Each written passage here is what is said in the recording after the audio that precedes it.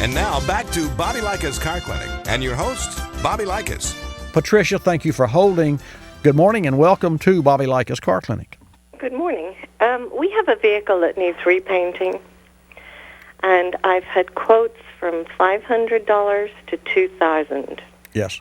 And I would like to be economical, but I also want a good repainting. So what do I look for?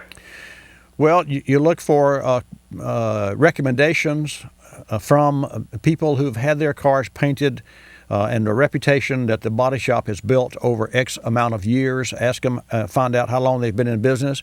And understand this, Patricia, there are two trains of thought here. And you could break it down into 50, but there are two trains of thought. One, I want this car to look as it did new.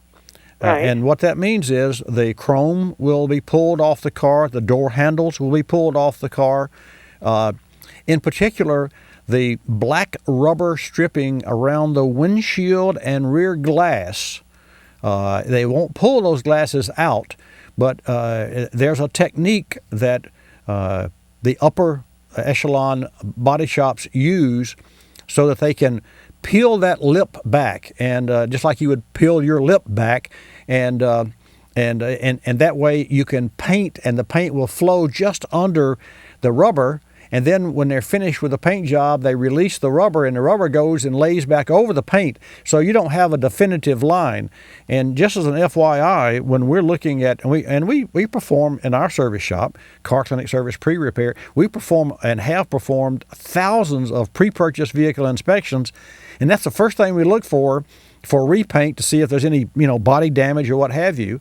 And we'll look at the rubbers, because when you put tape on the rubber, you're only adding and protecting the rubber, but you're not protecting the edge of the rubber. So you can look at the edge of a rubber and determine if that panel has been painted or not. Now, if you say, well, wait a minute, I just want this car to look good again. Yeah, I don't think we'll ever resell it. Well, I would for my nickel, and it's a no-brainer, I would invest in the higher priced, and not necessarily because of the price, but I would invest in a quality paint job, because, Pat, it's not really the paint that looks good, it's the prep that goes before the paint job that determines how well the paint looks after the fact. So if you've got, for instance, oxidation in places of the car, that oxidation has to be sanded, and in some cases has to be sanded all the way to the metal and reprimed. And so if I'm painting your car and my job is to spray paint on it, I can do a light sand and shoot it, and you got the car back, and you owe me $500. But a year from now or 6 months from now, that car's not going to look good. And you're going to say, and even if you said you're going to keep the car, but yeah. even if you said, well, I'm just going to paint this car, and then I'm going to keep it a year and I'm going to get another year out of it. We get a lot of people, a lot of customers that don't want their car to be new. I'm talking about repairs now. They don't want to restore the car, but they want to spend X amount of money to fix what's broken, and then they'll also spend additional monies to fix what ain't broke, but is threatening to break. Does it? In other words, we see a leak on a leak on a differential or an axle. Well, if you don't fix the leak, you're going to ruin an axle. If you don't fix, part A, that's sort of not really broken, but certainly trending toward the breaking. If you're not proactive, then you don't save money in the long run. But there's a line between fixing what's broken, fixing what threatens to break, and restoring the car to what I would want. I would want the car to be new from bumper to bumper with zero leaks and zero this. But listen, an engine that sweats a little bit, a transmission that sweats a little bit, it's not the kiss of death, and it doesn't mean you got to overhaul the engine and transmission.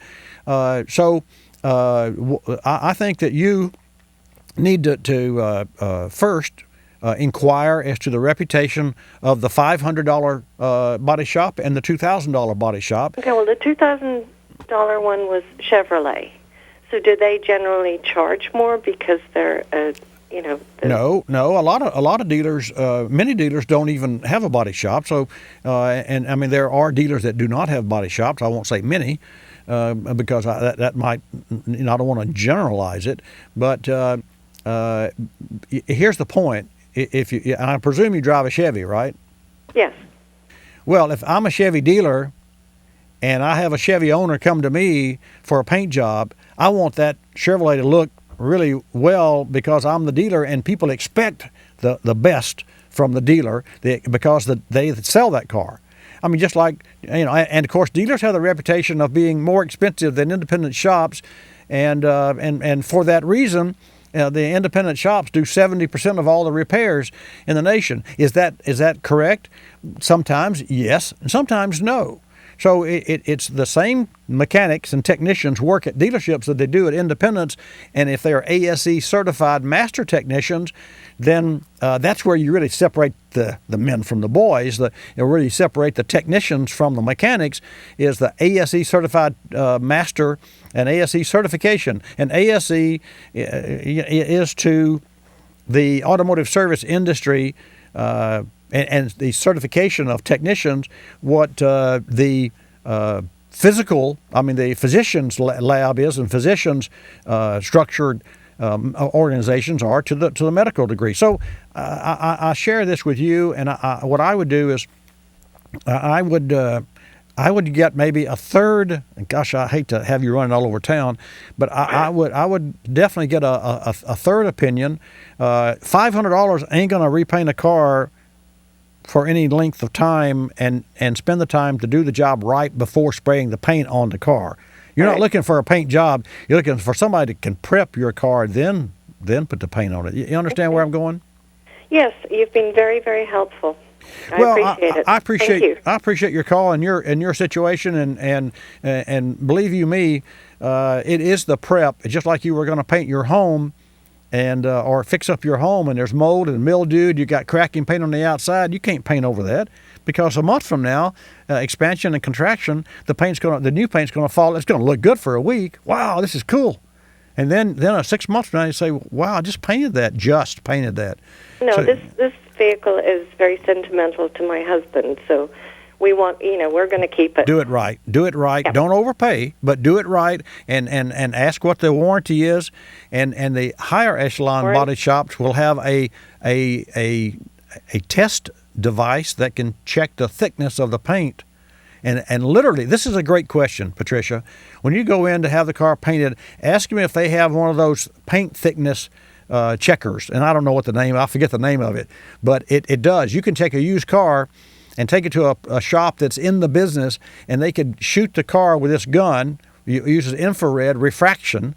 It uses the refraction, and it shoots a light into the paint, and it tells by how far it bounces back as to how deep it goes into the paint, and tells you whether or not one panel is 0.5 mil thick and the other panel next to it is 4 mils thick, and they say this panel's been painted before.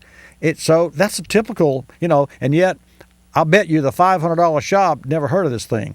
Anyway, hey, thanks for your call, and I wish you well. And I would elect to go with the higher echelon paint and ask what their warranty is, and then go from there. Warranty on the paint, and ask what you have to do to sustain that warranty position, because you can't just take it out and just drive it and let the paint go to pot. You got to, keep the paint up like all maintenance on a car. Hey, thanks.